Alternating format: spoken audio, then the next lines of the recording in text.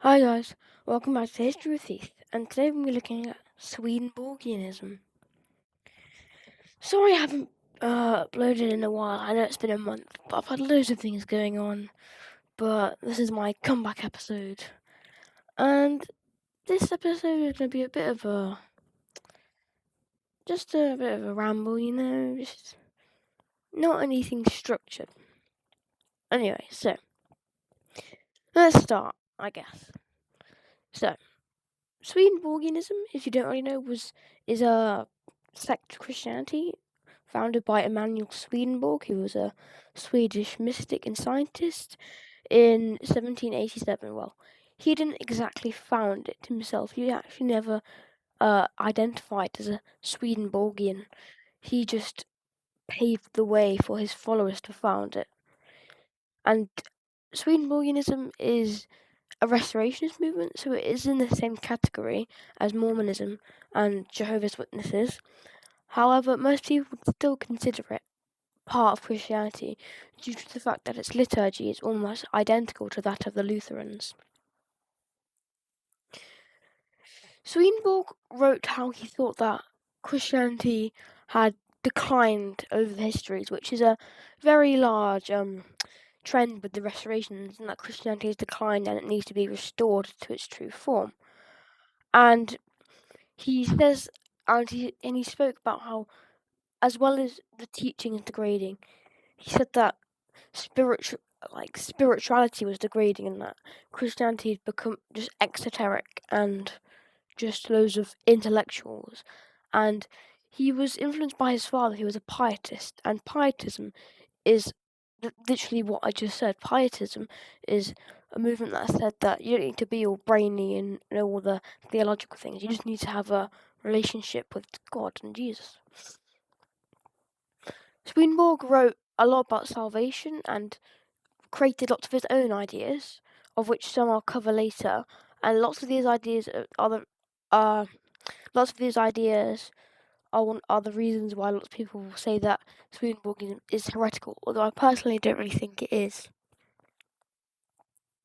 The Swedenborgian Church is officially called the New Church because, of course, it's restorationist, and it's completely built upon Swedenborg's ideas. However, one big thing splits the community between liberals and conservatives. The liberals and conservatives actually share most of the same theological views. However, the liberals ordain women and accept LGBTQ, while conservatives don't.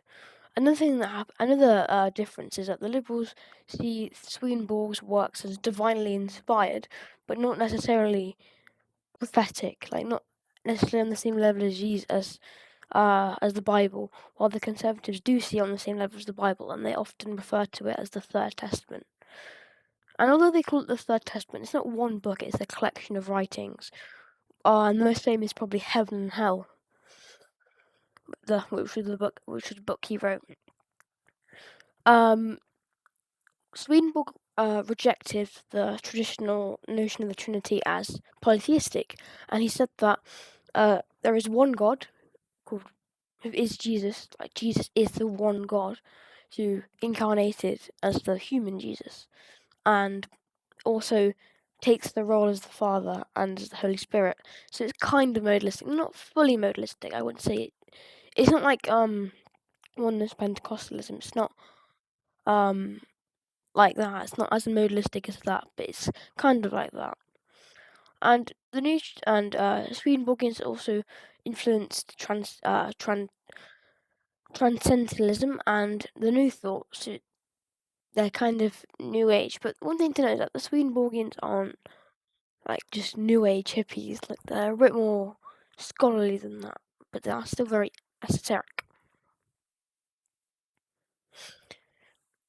In 1768, Swedenborg's writings were actually tried for heresy, and the trial questioned whether Swedenborg's theological writings were actually Christian, and the trial actually, in 1770, the trial finished, and there's an ordinance passed that said that his writings were very mistaken, and that they shouldn't be taught, but his actual theology was never properly examined.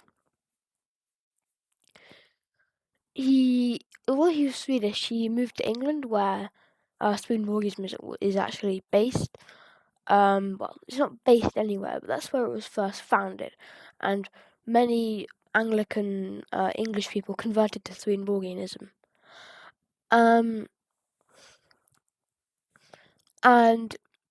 Swedenborgianism also influenced the Theosophical Society, which is its own little movement. And Swedenborgianism also believed that was also an abolitionist, and lots of other movements that would be considered liberal at the time. Some they also believe Swedenborgians. They also believe that they believe that other religions can get you to heaven, and that does sound a bit heretical. However, they don't believe that other religions are necessarily true. They just say that you can get spiritual merit from it, and you can end up in heaven. And he also said that Swedenborgianism is panentheist, and that's shared by both the conservatives and the liberals. This panentheism, and although it's not officially declared, I've seen from many Swedenborgians they hold a similar view to Jonang, and of course they say that the other deities from other religions might be expressions of the ultimate of God, not in a polytheistic way, but in a similar way to how Jonang see it, how we see it. And they believe in heaven and hell, but the idea of heaven is similar to becoming one with God rather than a traditional view of heaven, although it is kind of similar. It's a bit of an in-betweeny kind of thing. It's around kind of that standing. And they believe, of course, like I said, in this panentheist view, they believe that everything comes from God. And I know that does sound heretical, because of course one of the biggest sins you can commit is trying to deify yourself, which will man become God. But they don't believe that man is God. They believe that he is a divine spark. That man is not God, but comes from God, almost like springs up like waves from the sea kind of thing. Oh,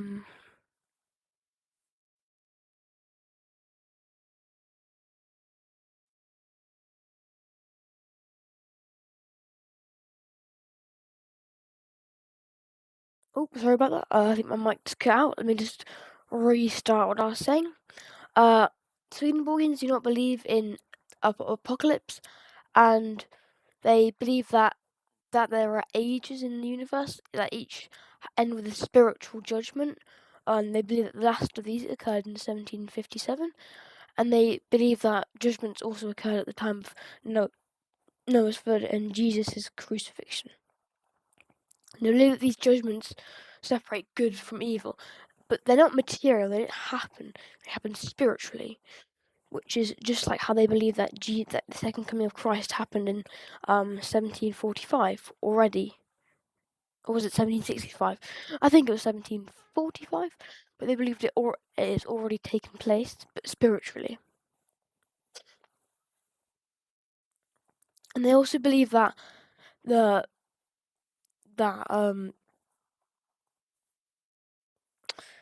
they